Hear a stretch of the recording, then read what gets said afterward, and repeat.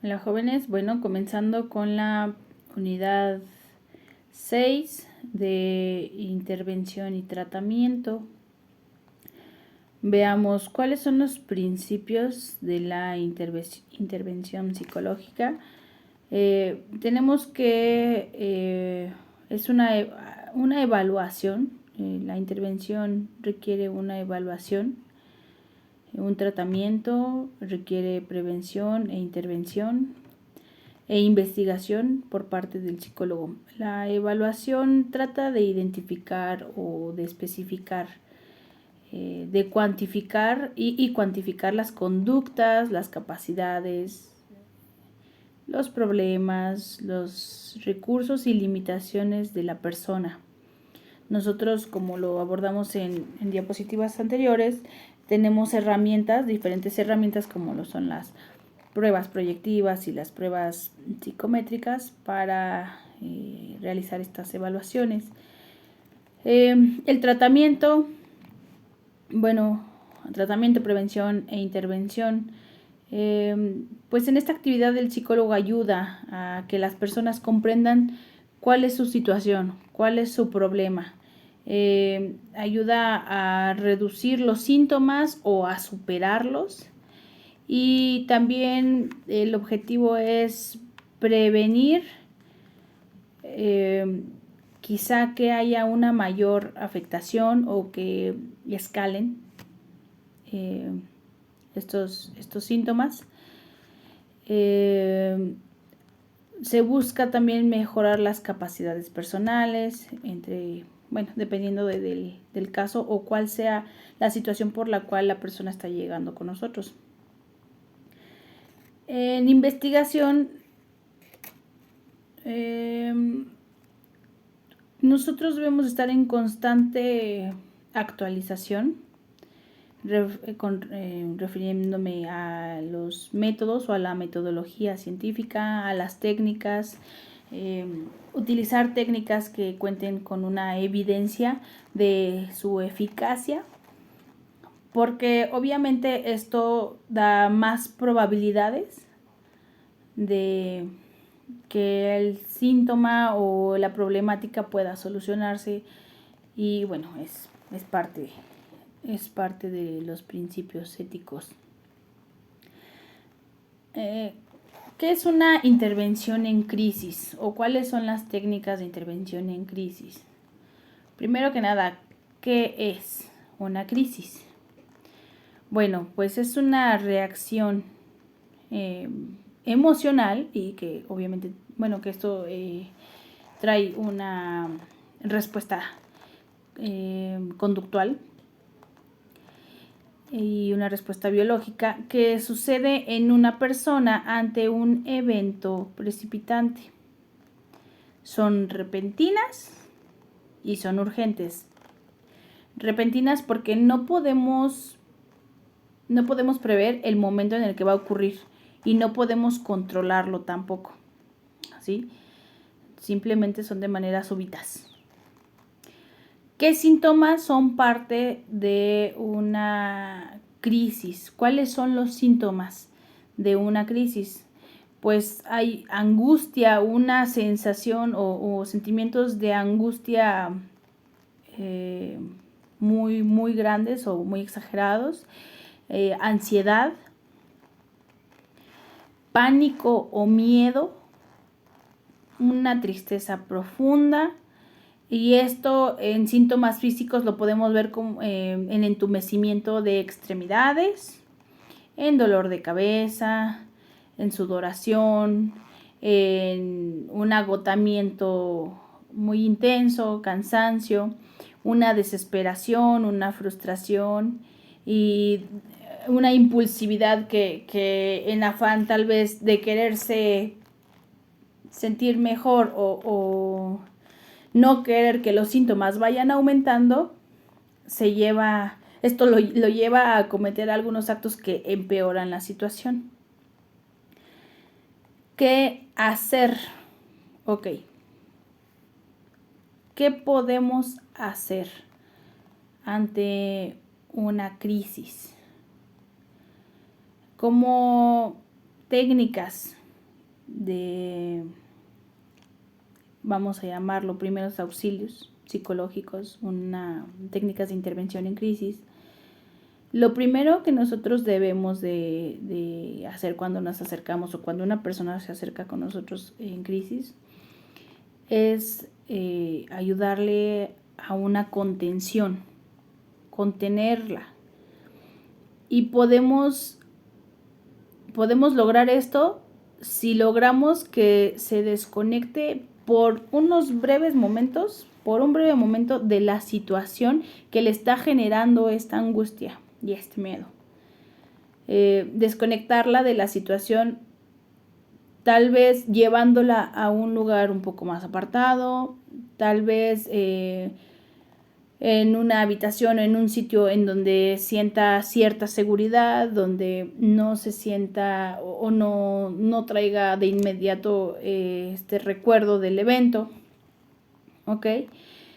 Las técnicas de relajación que se describen que coloqué hasta abajo, están presentes durante todo el momento, pero también se pueden aplicar, y yo en lo particular las he utilizado en el momento de la contención, porque son momentos en donde, como hay mucha impulsividad,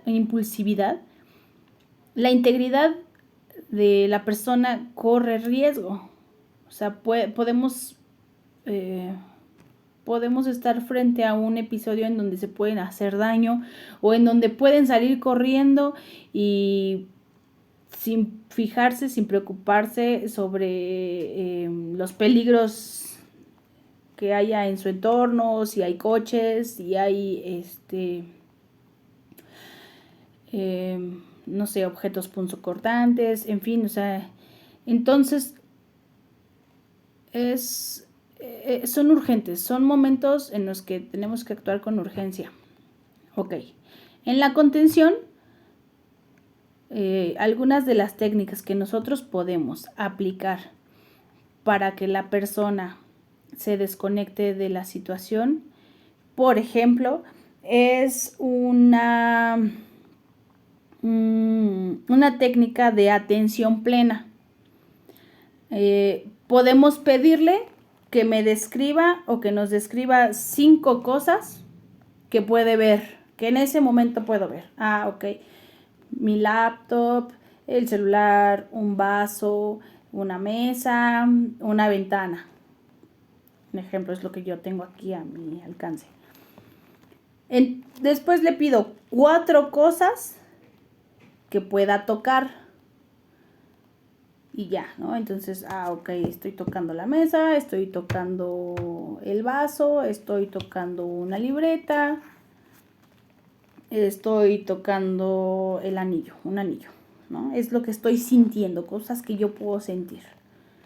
Le pido que me describa 3 cosas que puede escuchar. Entonces ya la persona te puede indicar, estoy escuchando, no sé, el radio, o escucho perros ladrar, o escucho perros, en fin, son 3 cosas que puede escuchar.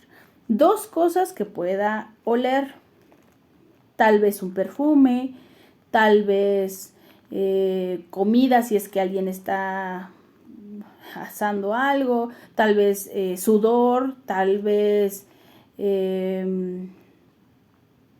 no lo sé, si tiene una paleta, un chicle, a lo mejor el olor o el olor de algo de comida o lo que tenga a su alrededor. Y una cosa que pueda saborear. Se le pide que nos describa o que nos diga una cosa que pueda saborear. Así sea su mano, así sea un dulce, o que nos describa si todavía tiene el sabor de algo que haya comido recientemente, tal vez, no sé, carne o lo que ella o él hayan comido. Por estos breves momentos, lo que vamos a hacer es que la persona se desconecte de la situación. Entonces, su respuesta fisiológica va a disminuir, ¿sí? Esa taquicardia, esas palpitaciones van a controlarse un poquito más para que nos dé paso a poder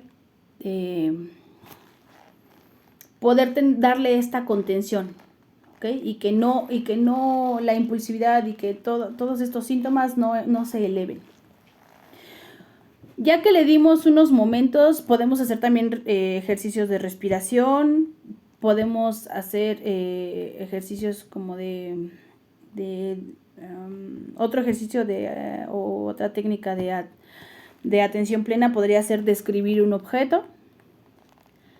Dime qué estás viendo enfrente, dime qué color tiene, dime cuánto pesa, dime cuánto mide, dime para qué sirve, crees que pueda sumergirse o crees que pueda flotar, qué colores tiene, qué forma, todos los detalles más insignificantes o mínimos que ustedes pudieran considerar, todo se le pregunta, porque eso también nos ayuda a distraer a la persona y que se enfoque y que obligue a su mente a enfocarse en otra cosa que no sea el motivo de la crisis o lo que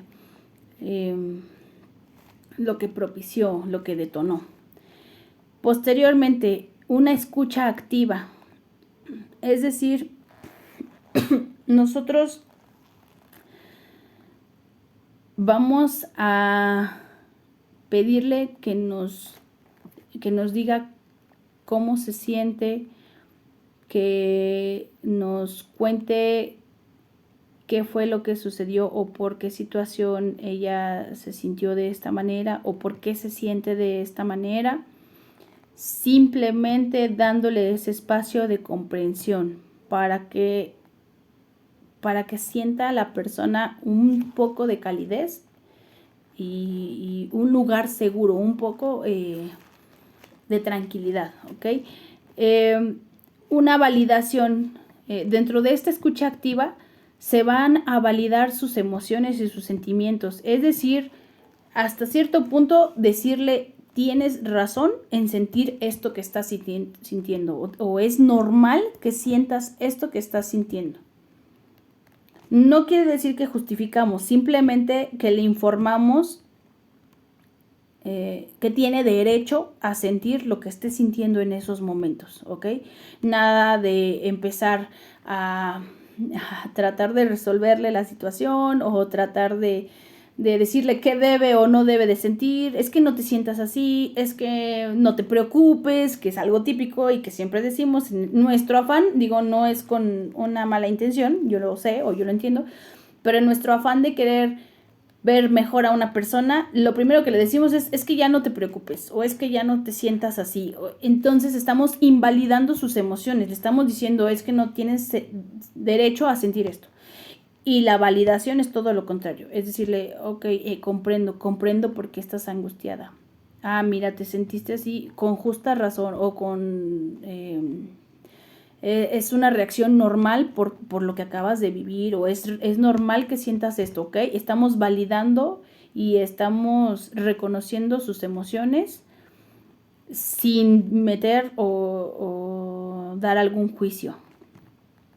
El parafraseo ayuda a darle a entender a la persona que nosotros le estamos poniendo atención. El repetir algunas palabras para confirmar nuestra comprensión sobre el problema, ¿ok? Podemos repetir algunas de sus palabras o parafrasearlo diciendo otras palabras diferentes, pero dando la misma idea de lo que la persona nos está contando. Eso ayuda para que también la persona sienta que hay un interés y hay atención. La evaluación del riesgo. Ok, nosotros en esos momentos tenemos que determinar si hay un riesgo, por ejemplo, de suicidio o si hay un riesgo para con los demás en cuestión de que ella pueda cometer o esta persona pueda cometer alguna situación que sea dañina para su entorno, para otras personas. Y de acuerdo a la evaluación del riesgo, nosotros vamos a derivar en la parte de derivación y uso de recursos, tendríamos que conectar con un apoyo externo, ¿ok? En la parte de la psicoeducación, bueno, va relacionada a explicarle a esta parte también de explicarle que lo que sintió corresponde a una reacción, o bueno, es una reacción a un estímulo, a una situación. Y bueno, conectarla con apoyos externos, por ejemplo, si necesitamos una intervención psiquiátrica o médico, con algún médico, entonces pedirle, dependiendo de cómo sea la situación, si alguien te llama, si un paciente te llama o si lo tienes en estos momentos contigo, a lo mejor canalizarlo, llevarlo, acompañarlo o pedirle que alguien más lo lleve a un centro médico, tal vez porque necesita un control, no sé, quizá un control médico, una inyección o pastillas para tener esta disminución de los síntomas o pedirle que acuda a sesión, en fin. Esto tiene que ver con la evaluación del riesgo. Y las técnicas de relajación que tienen que estar presentes desde el primer momento hasta el último. Deben de estar presentes y deben de estarse trabajando estas técnicas de relajación. Sin embargo, déjenme comentarles que hay momentos en donde ayudan solamente como parte de contención, pero si es muy fuerte la crisis, que normalmente lo es, o en muchos casos lo es, solamente ganamos tiempo. Ganamos tiempo para que puedan llegar o puedan ser trasladados quizá a una clínica o a un hospital, dependiendo del caso, para la administración de medicamentos. Sin embargo, por dos experiencias propias les puedo decir que estas técnicas de atención plena, de pedirle que te diga 5 cosas que ve, 4 que toca, etcétera, y de pedirle que te describa un objeto, son sumamente eficaces para ganar este tiempo que necesitamos para poder hacer que la respuesta fisiológica a una crisis disminuya. Puedo compartirles que realmente son eficaces y realmente nos ayudan a ganar tiempo para que la persona pueda encontrar nuevamente este estado de homeostasis. ¿Qué tipo de terapias podemos encontrar? Grupales y familiares. Bueno, dentro de la terapia grupal se trabaja con, como el nombre lo dice, con un grupo, con varias personas, ya sea de manera simultánea, bueno, de hecho es de manera simultánea. Este tipo de terapia, por ejemplo, lo podemos encontrar mucho en centros de rehabilitación, ya sea de adicciones o de reinserción social, en donde se busca mejorar justamente las habilidades sociales y las habilidades de afrontamiento de su situación o de sus problemas. Parte de lo que ayuda a esto es el compartir las vivencias, el compartir cómo otras personas lo han afrontado, para que en ellas haya como este reconocimiento entre iguales, de decir, ok, bueno, si él pudo, entonces tal vez yo también puedo, porque no es lo mismo que un psicólogo se pare enfrente y te diga, ok, es que mira, puedes aplicar esto y esto y esto, y te puede ayudar, a que un igual que vivió algo similar le diga, es que a mí me funcionó esto y esto, que aprendí tal vez en terapia o que aprendí en algún otro caso, ¿no? Entonces ellos a veces le dan un mayor valor y reconocen más estos comentarios o esta información cuando viene de un igual.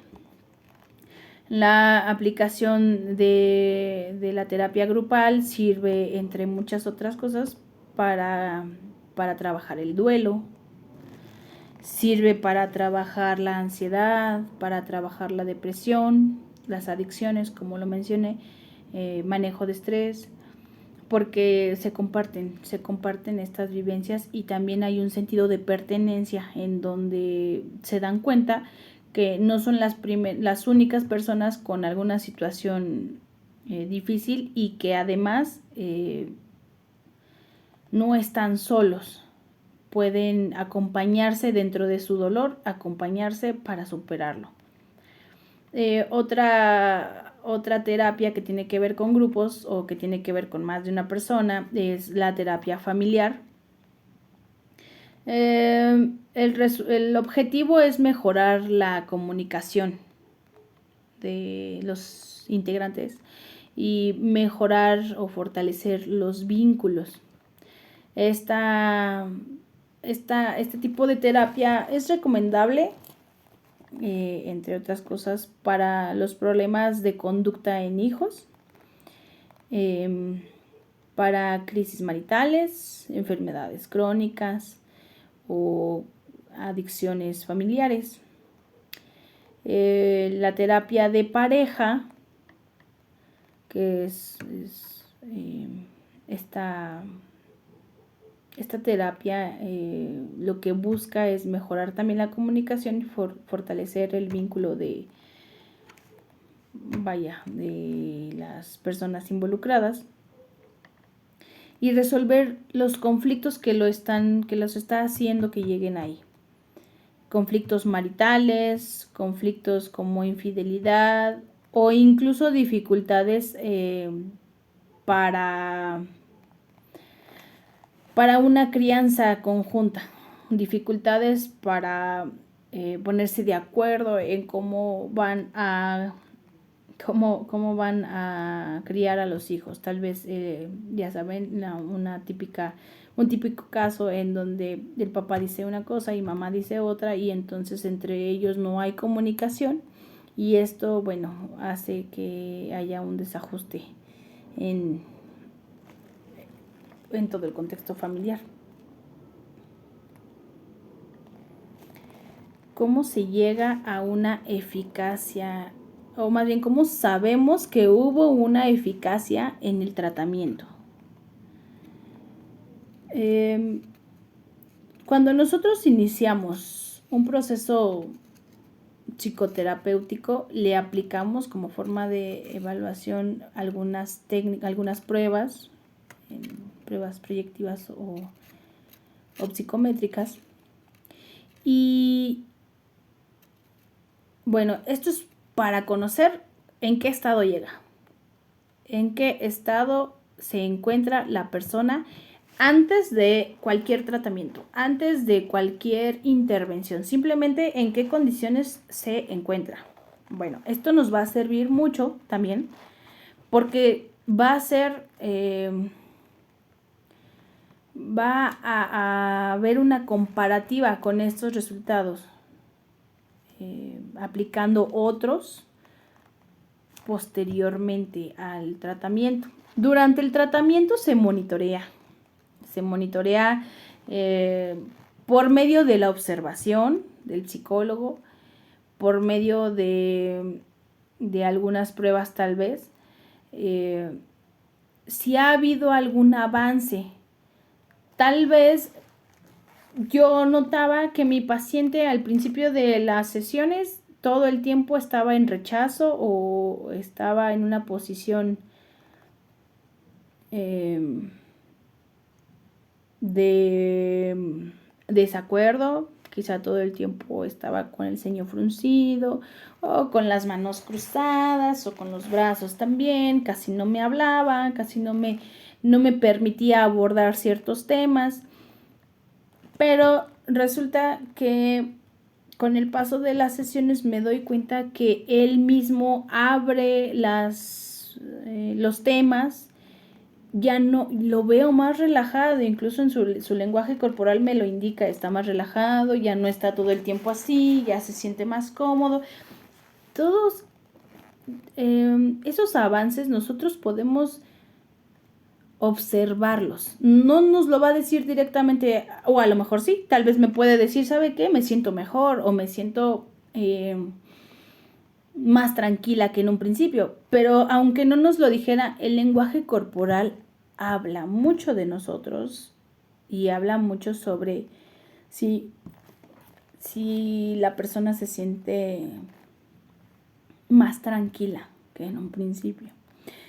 Al concluir el tratamiento, nosotros podemos reaplicar algunas pruebas para comparar si su nivel, por ejemplo, de ansiedad, quizá en la primera prueba, en el inventario de ansiedad de Beck, tuvo un resultado alto, y posteriormente al tratamiento se le vuelve a aplicar el inventario y en esta ocasión su nivel es bajo. Ok, entonces estamos viendo que hay una eficacia en el tratamiento de la persona.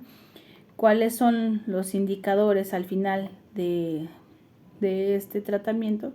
Bueno, que los síntomas van disminuyendo, ya sean de ansiedad, de depresión. Vaya, el conflicto principal por el que haya acudido con nosotros, si hay una disminución en los síntomas, entonces estamos hablando de un indicador de eficacia o eficiencia. Si hay una mejora emocional o cognitiva, que la misma persona te informe, es que me siento mejor, me he sentido mejor. Incluso en muchas ocasiones sucede que ellos llegan y te mencionan, es que ya no sé de qué hablar porque me he sentido bien, porque pues no ha pasado nada que me cause un malestar ni demás. O es que apliqué esto, es que me acordé de esto y entonces esto me ayudó a que ya no me molestara tal situación. Ellos mismos ven esta mejora en sus emociones. Esto es un indicativo o un indicador. Cambios en hábitos y relaciones es importante también. Si realmente se está viendo en conducta, o sea, si esta mejora emocional se está viendo en una conducta, entonces quiere decir que sí hubo realmente una eficiencia. En cambio, quizá en conductas autodestructivas o en relaciones conflictivas y que estas también mejoraron, bueno, es un claro indicador. Percepción de mejoría por parte del paciente, ya lo mencionamos. Resultados en pruebas psicológicas, ya lo mencionamos, que se vuelven a aplicar algunas pruebas y si en esta ocasión los síntomas ya no tienen el mismo nivel, pues entonces es adecuado. E incluso también en informes familiares, en dado caso de que se tenga contacto con alguna parte de la familia, por ejemplo en menores o en niños, que los mismos padres te indican, es que yo lo he visto más contento, o es que ya no lo veo con esta situación por la que llegamos y demás. Bueno, son indicadores que nos dicen que vamos por un buen camino o que se está trabajando de manera adecuada. Ética y diversidad en la psicología clínica. Avanzamos a la unidad 6. ¿Ok? ¿Cuáles son los principios éticos de la práctica psicológica? Uno de los principales,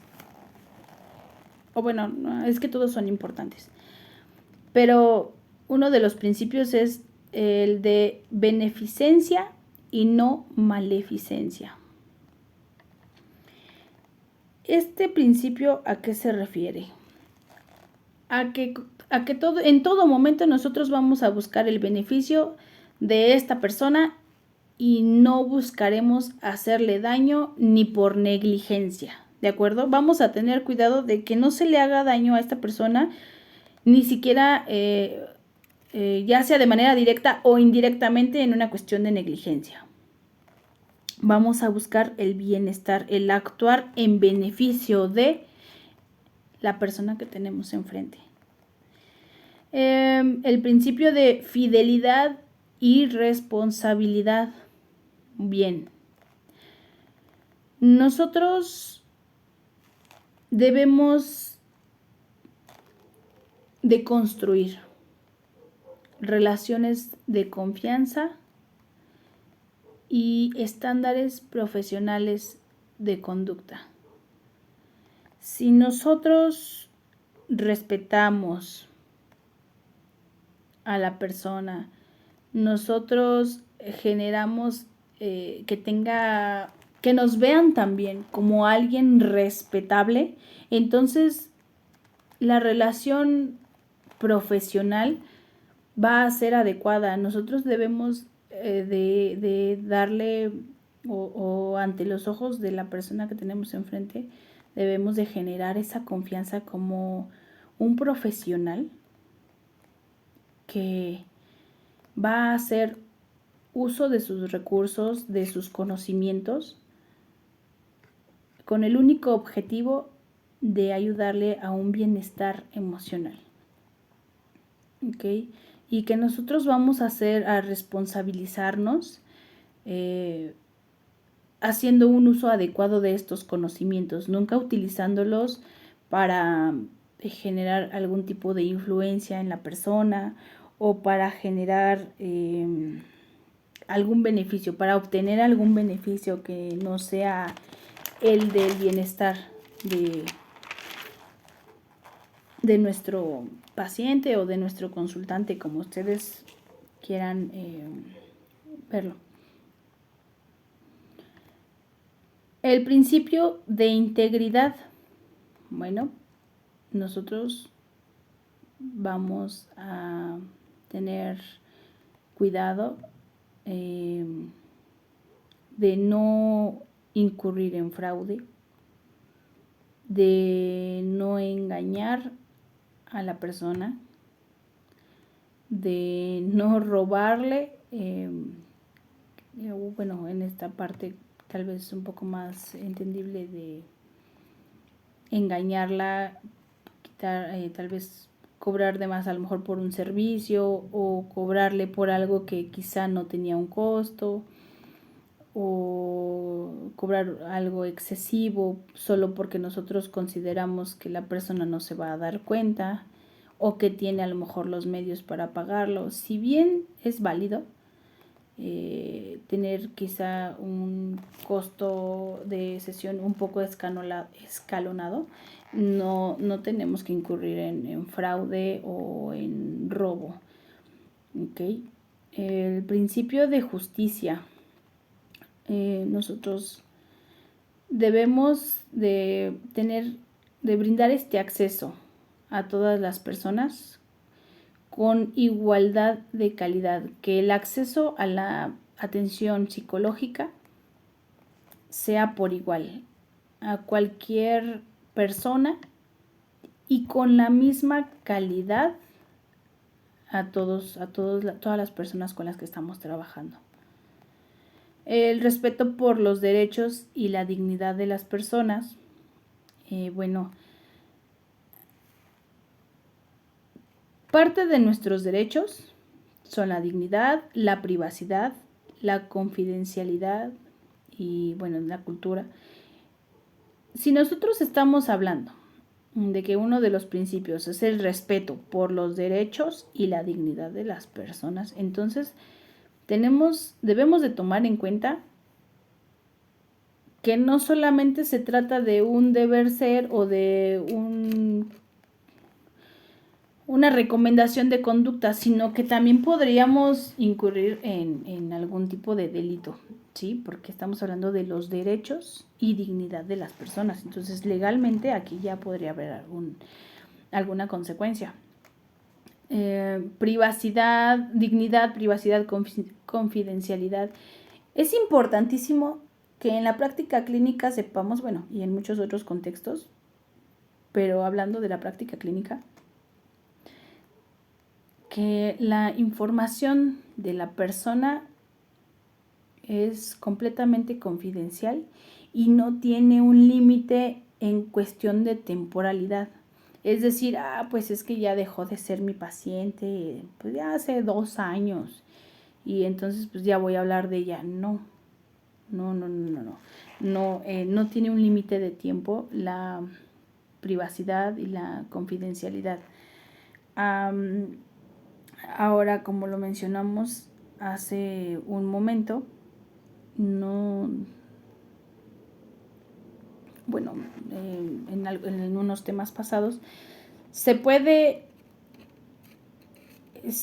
hablar de cierta información, a lo mejor por una orden emitida por un juez, porque quizá la persona está involucrada en alguna situación legal y demás, y aún así nosotros debemos de hablar o debemos de brindar la información solicitada con cautela, sin que nos expandamos a información que no es relevante y que no es necesaria para lo que se nos está pidiendo o para lo que se está pidiendo. ¿Sí me explico? Es decir, puedo hablar de algún caso en específico por una orden que se está, que se me presenta, una orden emitida por un juez, pero no puedo hablar de toda la vida de esta persona o de mi paciente, solamente y expresamente de la situación que está relacionada a ese caso. Bien. La importancia de la diversidad e inclusión.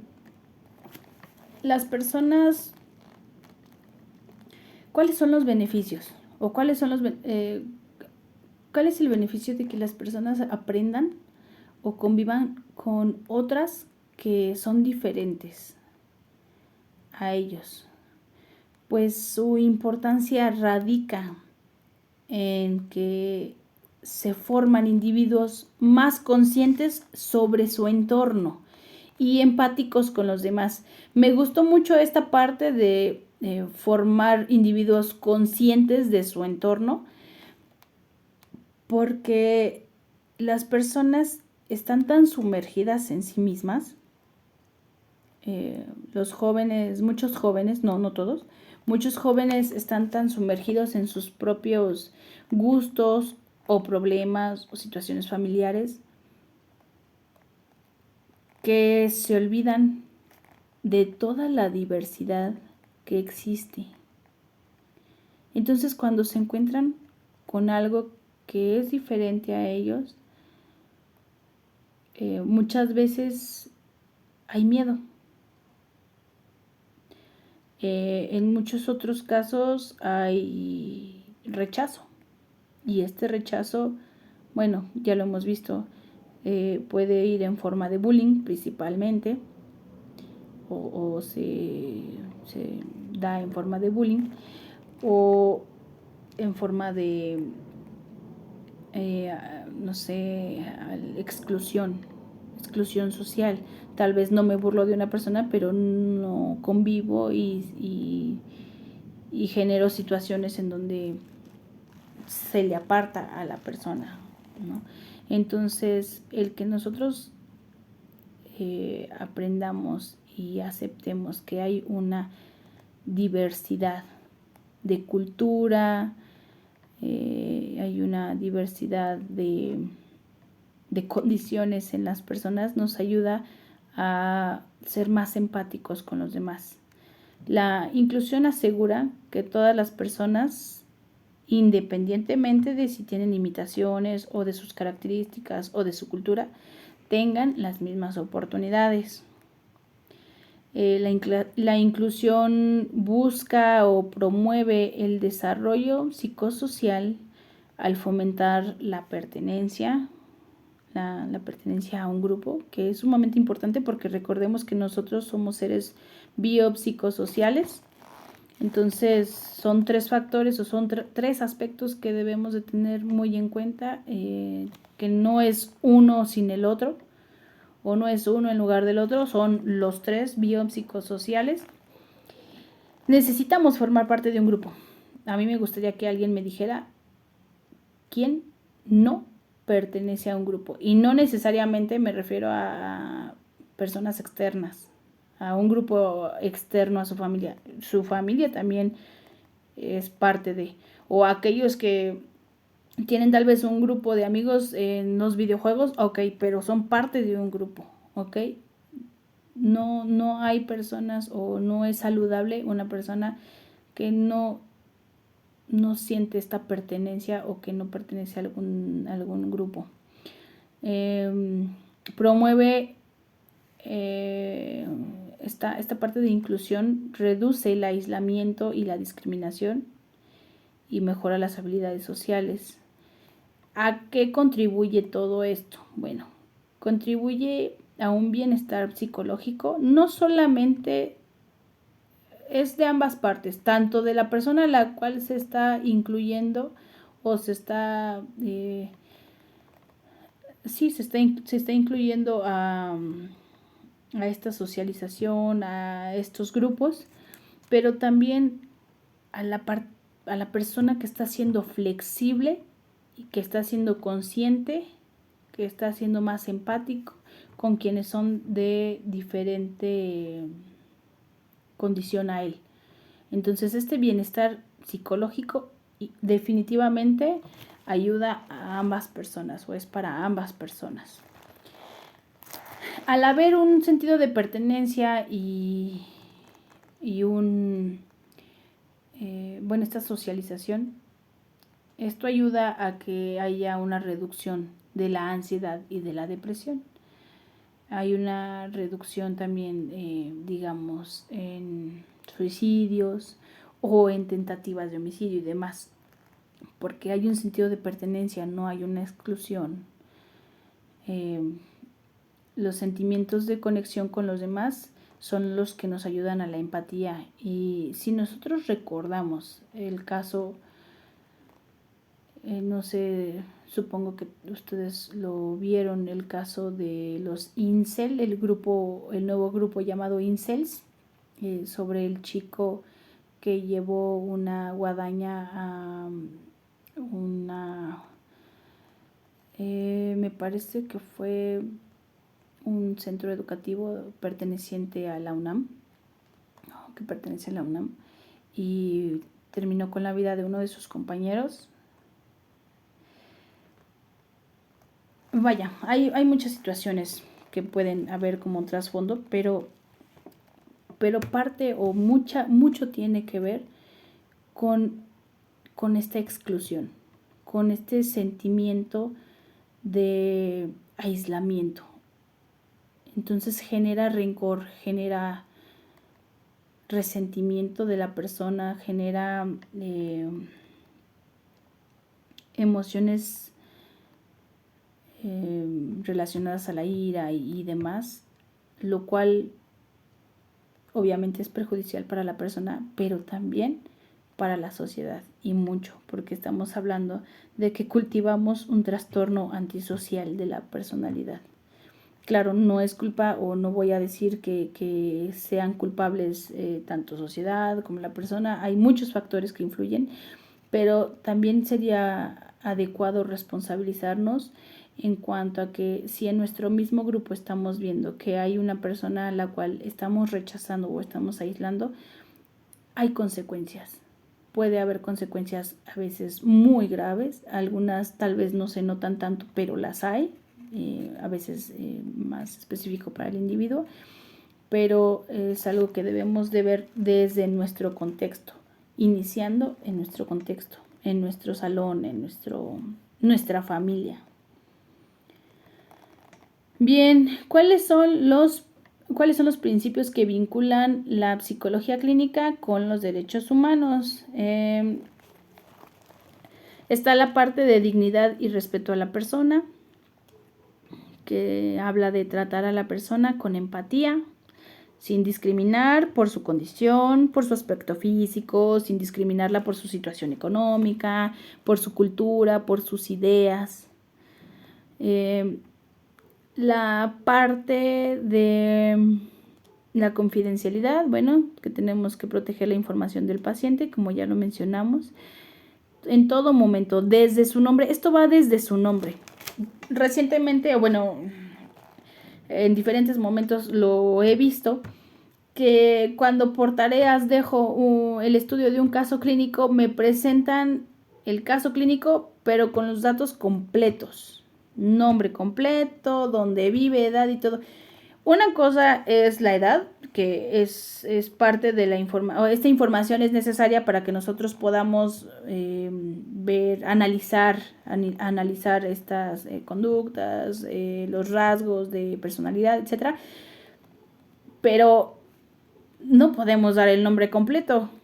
O sea, académicamente, si necesitamos hablar de un caso o estamos estudiando un caso, siempre debemos de cuidar la confidencialidad. Así que datos importantes como el nombre nunca se deben de compartir. Se puede poner solamente una clave, se puede poner las iniciales o una inicial y es todo. No debemos, por favor, jóvenes, deben de proteger la identidad de la persona que tienen enfrente, ¿ok? Bien, el consentimiento informado, bueno, es un documento que busca informar sobre los procedimientos que se van a llevar a cabo durante el tratamiento, si va a haber aplicación de pruebas y cuánto tiempo puede durar la terapia.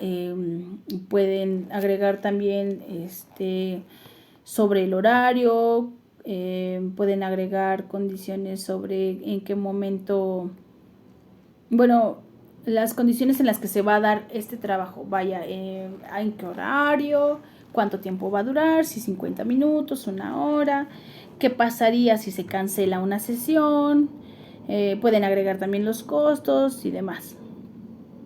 Y si la persona accede, entonces, bueno, vaya, puede decidir libremente si acepta o no acepta. Y entonces ya sería un convenio o ya sería algo en lo cual los dos van a estar de acuerdo.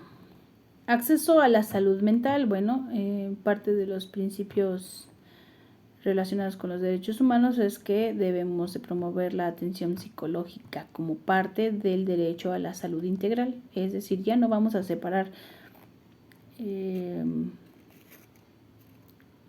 la salud hablando de medicamentos, hablando de doctor, hablando de revisiones médicas, no la vamos a separar de la atención psicológica, porque van una de la mano a la otra. Y eso es algo que nosotros tenemos que promover.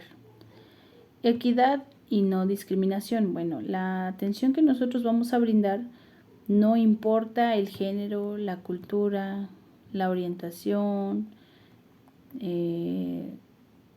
si hay alguna discapacidad o condición económica diferente. Nosotros debemos de ser agentes que ven al consultante como una persona que necesita de nuestro apoyo sin importar cuál sea la condición o sin importar cuál sea su cultura y demás.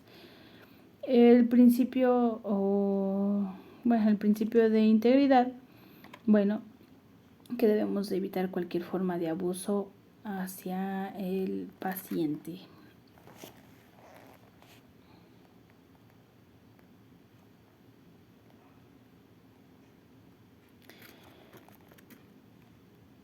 El manejo de la confidencialidad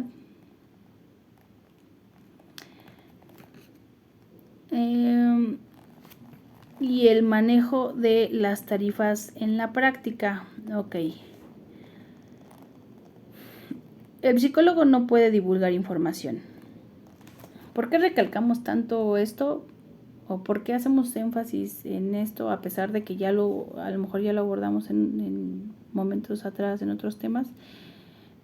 Porque necesitamos que entiendan que lo más importante que nosotros tenemos para con el consultante o el paciente o el cliente es el secreto.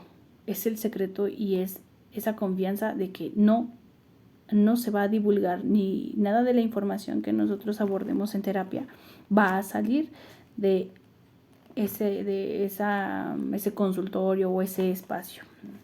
El deber ético es que el psicólogo no puede divulgar nada de información. En el consentimiento informado se le hace saber qué tipo de información se va a recopilar y para qué se usará. ¿Okay? Es decir, se va a usar, como parte del expediente clínico, o si se le aplican pruebas a cuál es el objetivo, pues entonces detectar su nivel de, no sé, de ansiedad, etcétera. ¿Y cuáles son las excepciones legales? Solo en caso de riesgo inminente, solo en caso de abuso infantil o solo en caso de una orden judicial, es cuando nosotros podemos romper este silencio y recurrir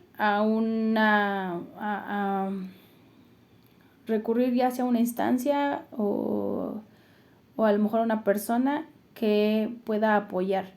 Por ejemplo, en el caso de un riesgo inminente, vamos a suponer que la persona, mi consultante, o estoy detectando que tiene ideación suicida, o me lo dijo directamente, me voy a suicidar el día de hoy, a tal hora, me pienso aventar de un puente, o pienso tomar las pastillas de mi mamá el día de hoy o algo. Ok. En ese caso de riesgo inminente, entonces nosotros podemos comunicarnos, por ejemplo, con un familiar y avisar sobre esta situación. No vamos a divulgar más información de la que nosotros obtuvimos en terapia, pero esta parte sí es necesaria que avisemos, ya sea un familiar o a lo mejor en una institución, si se encuentra, por ejemplo, internado en una clínica de rehabilitación, entonces tenemos que dar aviso a las autoridades o a los directivos de directivos de esta institución. En caso de abuso infantil también, si nosotros tenemos conocimiento o nos indican en terapia, ya sea que la persona o que el niño está sufriendo abuso o que una persona está siendo el agresor, de igual manera tenemos que avisar sobre esta situación. El caso de la orden judicial, bueno, se los mencioné hace un momento, únicamente con temas que estén relacionados al caso.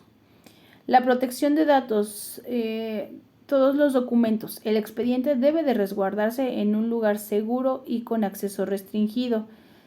En el consultorio o en una institución, si se pertenece a una institución, entonces el expediente debe de estar con un acceso restringido. Incluso si ustedes trabajan en una institución en donde hay personas o varias personas que deben de tener acceso a este expediente, por ejemplo, regresando al ejemplo de la clínica de adicciones, que posiblemente parte de los directivos necesitan el acceso a este expediente clínico, el terapeuta, yo como terapeuta debo de encargarme de tener el expediente con cierta información, con la información confidencial, digamos que un poco más, no tan explícita, si tiene que ver con datos importantes que el paciente me revela a mí y no son parte de lo que se necesita o de lo que de la información que necesitan las otras áreas, ¿ok?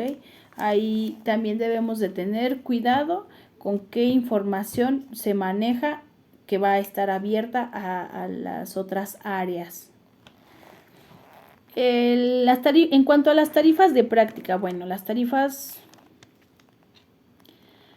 se deben de explicar desde un principio, ¿ok? Se le debe de informar a la persona, ok, este es el costo por sesión. El costo debe ser razonable y proporcional al servicio, sin aprovecharse de la necesidad del paciente. También debemos de ser conscientes de cuáles son nuestros alcances, cuál es nuestro conocimiento, cuál es nuestra especialidad. Sí se pueden ofrecer las tarifas diferenciadas, como les mencioné hace un momento, según los recursos de la persona. Tal vez alguna persona no tiene suficiente recurso, entonces se le puede hacer quizá una tarifa un poco menor. Pero de igual manera siempre se les avisará desde un principio para que ellos estén conscientes y tengan ese derecho a decidir si están de acuerdo o no están de acuerdo. Sin embargo, las tarifas o el costo de las sesiones no deben de condicionar los resultados. Bueno, más bien no el tratamiento no va a depender, el desempeño no va a depender de un pago. No debemos de condicionar un adecuado desempeño o no debemos de condicionar esta atención al paciente por el pago o de acuerdo al pago. Si uno me paga un poco menos u otro me paga un poquito más, entonces le voy a dar más atención al que me paga más, no, o me voy a enfocar más en un resultado favorable con él. No, recordemos que esto no es ético. Esto debe de ser por igual. Debe ser por igual y no debe de ser, relacionado al pago o condicionado al pago. Es recomendable establecer políticas claras sobre las cancelaciones. Todo esto podemos encontrarlo en el consentimiento informado. Poner las cláusulas, poner las condiciones sobre qué pasaría si me llega a cancelar una sesión. ¿Qué pasaría si no acude sin avisarme? Tal vez, un ejemplo, tal vez el costo de la sesión se cubre al 50%. O hay algunos colegas que ellos, si se cancela o antes de una hora de la sesión o simplemente no se avisa, el costo de todos modos se tiene que cubrir. Sea cual sea la situación, lo importante es que se establezcan estas políticas de forma clara al inicio. Ustedes deben de tener una idea sobre cuál será la dinámica de pago para que no haya ninguna afectación para el paciente y tampoco para ustedes, puesto que como van a tener que llevar una agenda, ese espacio, en dado caso de que alguien no llegue, pues ese espacio se va a perder y fue espacio que se le pudo haber dado a otra persona. Entonces también es importante que ustedes valoren ese tiempo y estas políticas sean claras con las personas que van a acudir a terapia para que no haya una molestia. ¿Ok? Todo esto se puede expresar y se puede dejar por escrito para que no haya ningún tipo de situación. Bueno, pues hasta aquí terminamos con esta unidad y vamos a dar comienzo a las últimas unidades.